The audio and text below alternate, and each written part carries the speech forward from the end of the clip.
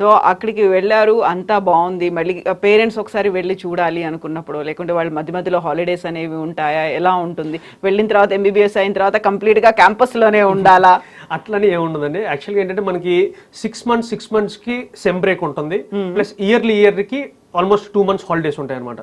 ఖచ్చితంగా student first year and second year complete అయిన తర్వాత every yearly once 2 months holidays ఉంటాయి. 2 months స్టూడెంట్స్ ఇండియాకి వస్తారు, they will enjoy their vacation and go back. చాలా వరకు ఇప్పుడు మనం చెప్పడం 15 నుంచి 25 లక్షల్లో అయిపోతుంది. ఇవన్నీ చెప్పిన తర్వాత కూడా కొన్ని హిడెన్ ఛార్జెస్ ఉంటాయి అనేది చాలా చిన్న కండిషన్ సప్లై లాగా ఏదో స్మాల్ లెటర్స్ లో కనిపిస్తూ ఉంటుంది కదా, అలాంటిది ఏమైనా ఉంటుందా? ఆర్కా ఎడ్యుటెక్ ఏం చెప్తుంది, ఎలాంటి అష్యూరెన్స్ ఇస్తుంది? అది యాక్చువల్గా ఏంటంటే ఇప్పుడు మనం ఒక అడ్మిషన్ తీసుకునేటప్పుడు ఒక రైట్ కన్సల్టెంట్ ద్వారా వెళ్తే ఇట్లాంటి హిడెన్ ఛార్జెస్ అనేవి ఏం లేకుండా కొన్ని క్లియర్గా ఎక్స్ప్లెయిన్ చేసే ఉంటాయి అనమాట.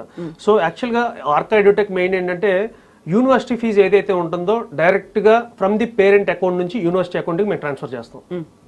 సో నెక్స్ట్ హాస్టల్ ఫీజెస్ ఏదైతే ఉంటుందో డైరెక్ట్ పేరెంట్ అకౌంట్ నుంచి డైరెక్ట్ యూనివర్సిటీ అకౌంట్ హాస్టల్ అకౌంట్కి ట్రాన్స్ఫర్ చేపిస్తాం.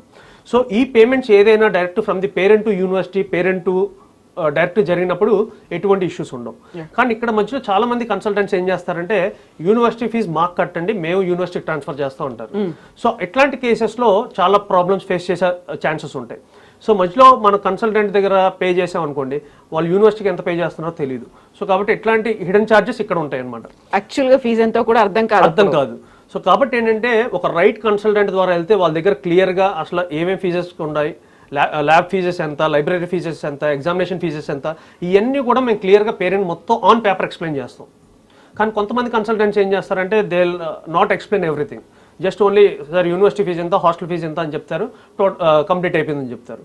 సో అందుకని ఏంటంటే ఒక రైట్ కన్సల్టెంట్స్ ద్వారా వెళ్తే ఎట్లాంటి హిడెన్ ఛార్జెస్ ఏముండవు. అదే రాంగ్ కన్సల్టెంట్ ద్వారా వెళ్తే హిడెన్ ఛార్జెస్ చాలా పే చేయాల్సి ఉంటుంది. సో అందుకని స్టూడెంట్ సెలెక్ట్ చేసుకునేటప్పుడు ఒక బెస్ట్ కన్సల్టెన్సీని సెలెక్ట్ చేసుకోవడం అనేది చాలా ఇంపార్టెంట్.